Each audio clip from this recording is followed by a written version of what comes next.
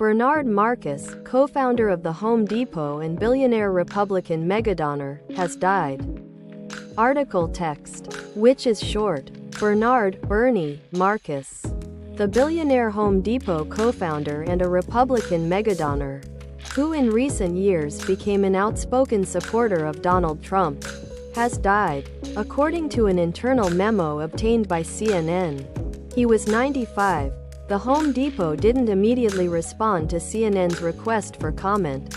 Marcus, who had a net worth of about $7.4 billion, according to Bloomberg's Billionaire Index, gained his fortune from establishing the Home Depot with Arthur Blank in 1978. The duo grew the orange-clad retailer into a retail behemoth that now has 2,300 stores and a stock market valuation of nearly $400 billion. Marcus was Home Depot's CEO until 1997 and served as the company's chairman until his retirement in 2002. This the billionaire who blocked student loan relief a year or two ago. Oh, darn, he's missing the election he tried to buy. Who gives a crap about Bernie Marcus? CNN knew what they were doing when they ended that article. Turns out he still had far more money than he was ever able to spend. Kind of makes all that shilling for Trump at the expense of society kind of pointless. Huh? When a billionaire dies, who inherits all his senators? Police say they've arrested a man trying to enter the U.S. Capitol with a torch and flare gun. The hell could have been the plan there, ya think? The FBI says bomb threats sent to polling locations in several states originate from Russian email domains and have been deemed non-credible. The FBI did not identify the states in question, but Georgia's Secretary of State Brad Raffensperger said earlier Tuesday that the state's election process had snuffed out some bomb threats he says came from Russia. Officials in Fulton County, Georgia, said they got multiple calls and the threats forced a brief closure of 2 polling places. There were threats to schools in Maine. I wonder if there have been other schools receiving threats today? It's Alan Wake, he was trying to fight the shadows 2 months early, dumbass. A blowtorch or like a dungeon-delving torch? I wonder who he is supporting. About 24 states say they'll send National Guard troops to D.C. for vote certification and inauguration. Title is misleading. The article says more than 24 states have indicated they would be willing to send National Guard troops to Washington if requested states aren't just randomly sending National Guard troops to D.C. That could go very poorly very fast. For those who didn't read the article, 9 states and the District of Columbia already have 120 guardsmen on standby for this. These are Colorado, Florida, Hawaii, Nevada, Oregon, Pennsylvania, Tennessee, Texas and West Virginia. The rest of the 14 to 15 states are not mentioned here. I'm a guardsman. While I can't say I'm happy to probably miss Christmas, I can scarcely think of a better reason. LPT. If you're planning on protesting, protest in front of us. It's safer for everyone. This actually isn't uncommon. Traditionally, many states send contingents of their National Guard to participate in the inauguration.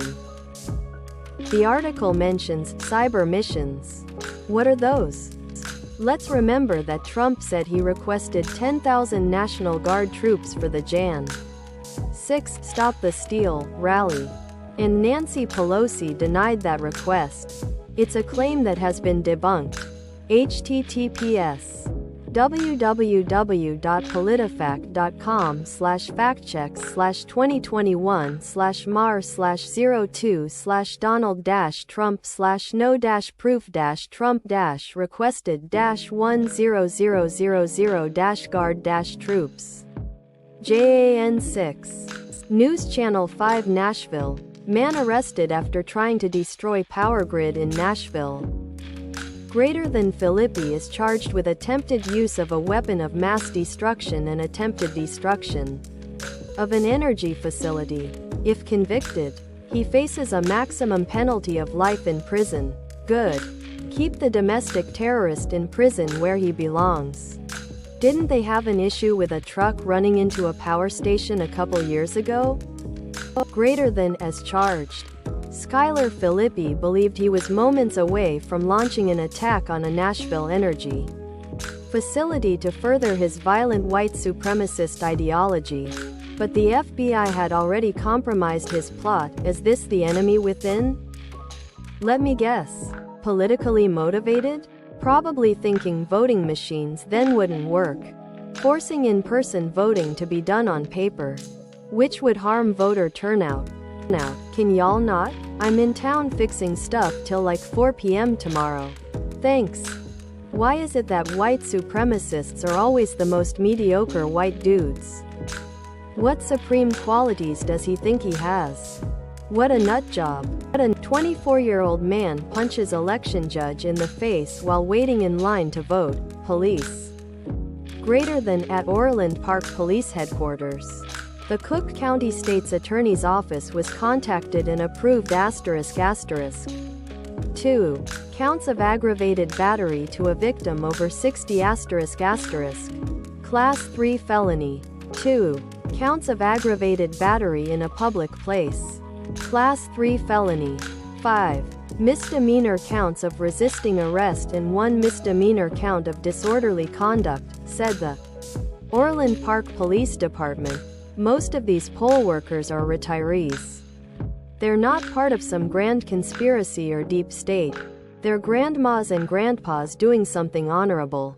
They're there to say hi to friends and neighbors and to welcome first-timers into our democratic process.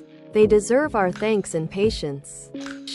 How to go from voting to losing your right to vote in one action. Looks like someone's not going to vote. I don't think enough people are talking about why it got heated and violent.